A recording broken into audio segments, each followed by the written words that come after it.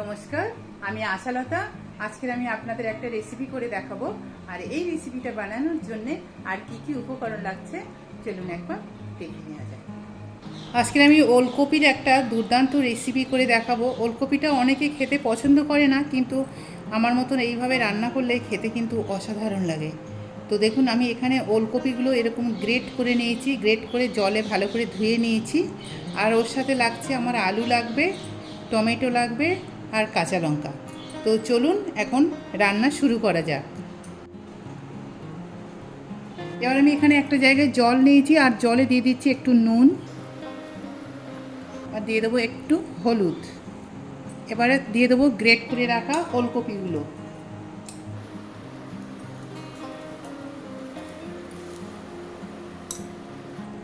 এবার এটা 2-3 মিনিট একটু খালি ফুটিয়ে নেব। তো দেখুন, এটা ফুটিয়ে নিয়েছি। এবার এটা জলটা ছেঁকে নেব।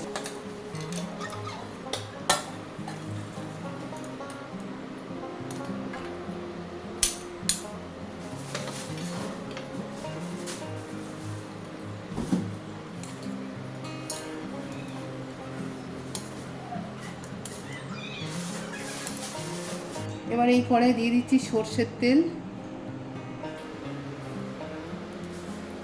শুকনো লঙ্কা দিয়ে দিচ্ছি একটু, একটা তেজপাতা দিয়ে দিচ্ছি, দিয়ে দেবো একটু জিরা। এবারে আলুগুলো দিয়ে দেবো। ফোড়নটা ভাজা হয়ে গেছে, এবারে আলুটা দিয়ে দেবো।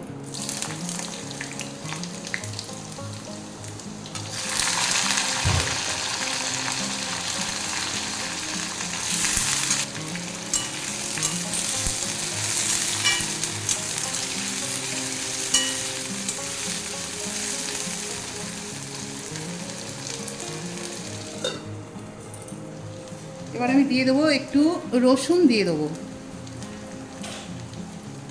এখানে আমি পেঁয়াজ ব্যবহার করছি না, এই ওলকপিতে একটু রসুন দিলে খুব ভালো লাগে।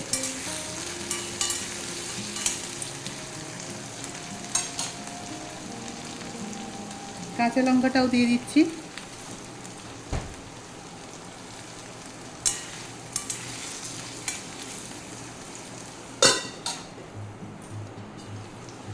নুন দিয়ে দেবো স্বাদ মতো। দিয়ে দিচ্ছি একটু হলুদ পাউডার,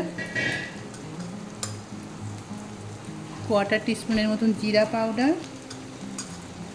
ধনে পাউডার,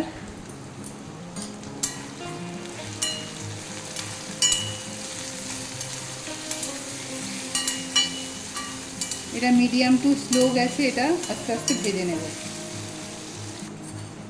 এবার দিয়ে দেবো ওলকপিটা, সিদ্ধ করা ওলকপিটা।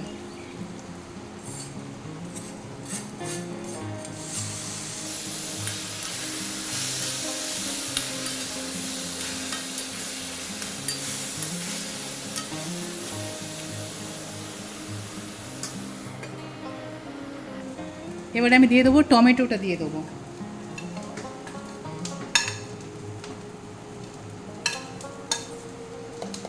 একটু চিনি দেবো।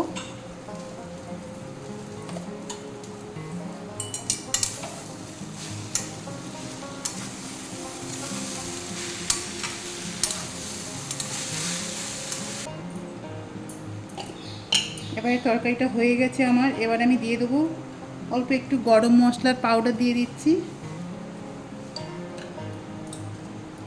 আর একটু দিয়ে দেবো ঘি দিয়ে দেবো।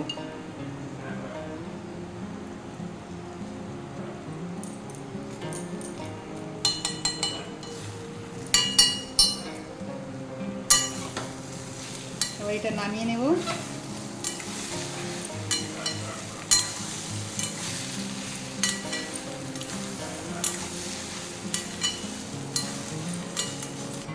তো আপনারা ঠিক এইভাবে এই ওলকপির তরকারিটা রান্না করবেন, আর এটা ভাত, রুটি, লুচি, পরোটা যার সাথে খাবেন অসাধারণ খেতে লাগবে। খুব সুন্দর হয়েছে, দুর্দান্ত একটা গন্ধ আসছে।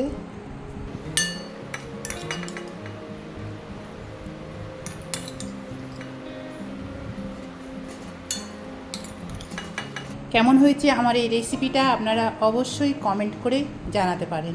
আশা করছি এই রেসিপিটা আপনাদের অনেক ভালো লাগবে।